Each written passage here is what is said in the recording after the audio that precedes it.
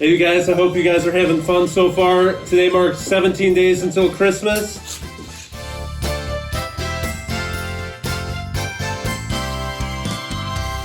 Hi everybody, my name is Logan and today I'm going to be reading you The Polar Express. On Christmas Eve, many years ago, I lay quietly in my bed. I did not rustle the sheets. I breathed slowly and silently.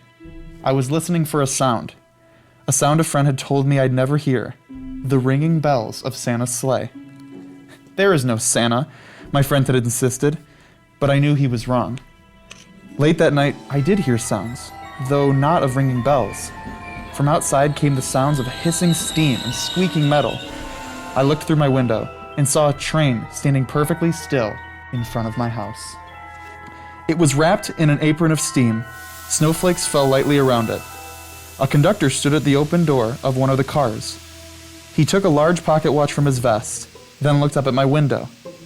I put on my slippers and robe, and I tiptoed downstairs and out the door. "All aboard!" the conductor cried out. I ran up to him. "Well," he said, "are you coming?" "Where?" I asked.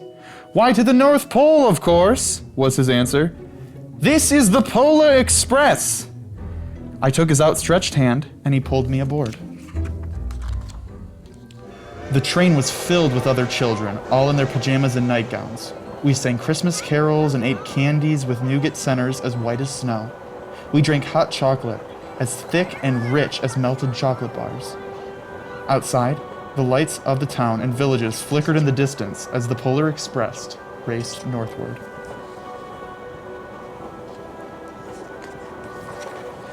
Soon, there were no more lights to be seen.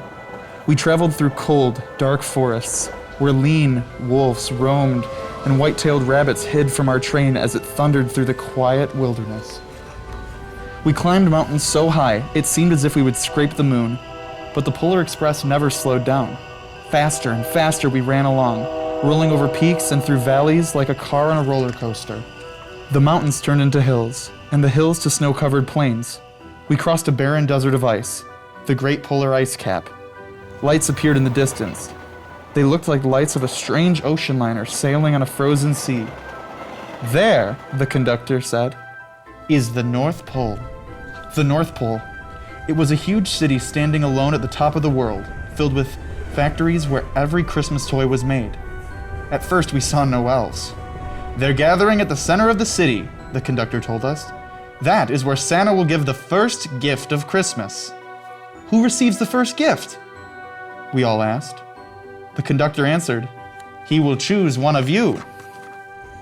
"Look," shouted one of the children, "the elves."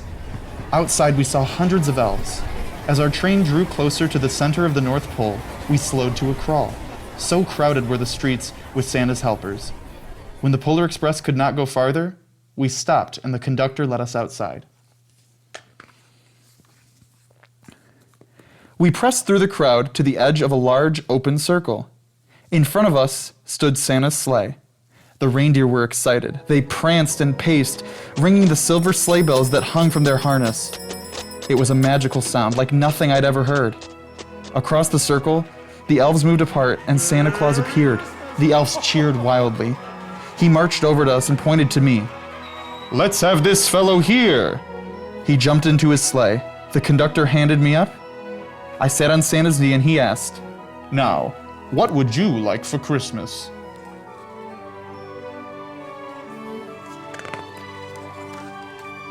I knew that I could have any gift I could imagine, but the thing I wanted most for Christmas was not inside Santa's giant bag. What I wanted more than anything was one silver bell from Santa's sleigh. Then he gave me a hug and told an elf to cut a bell from the reindeer's harness. The elf tossed it up to Santa. He stood, holding the bell high above him, and called out, "The first gift of Christmas!" A clock struck midnight as the elves roared their approval. Santa handed me the bell, and I put it in my bathrobe pocket. The conductor helped me down from the sleigh. Santa shouted out the reindeers' names and cracked his whip. His team charged forward and climbed into the air. Santa circled once above us, then disappeared in the cold, dark polar sky. As soon as we were back inside the Polar Express, The other children asked to see my bell. I reached into my pocket, but the only thing I felt was a hole. I had lost the silver bell from Santa Claus's sleigh. "Let's hurry outside and look for it," one of the children said, but the train gave a sudden lurch and started moving. We were on our way home. It broke my heart to lose the bell. When the train reached my house, I sadly left the other children. I stood at my doorway and waved goodbye.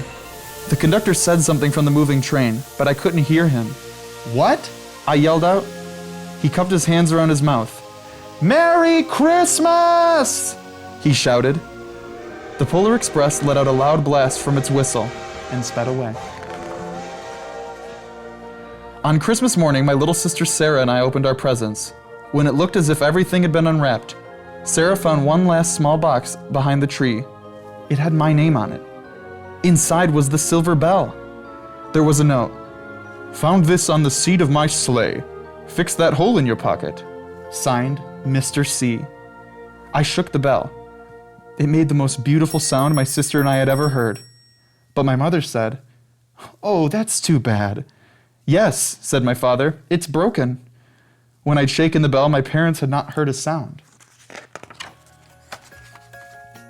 At one time, most of my friends could hear the bell, but as years passed, it fell silent for all of them. Even Sarah found one Christmas that she could no longer hear its sweet sound. Though I've grown old, the bell still rings for me as it does for all who truly believe. And that was the Polar Express. Thank you so much for listening, and have a great day.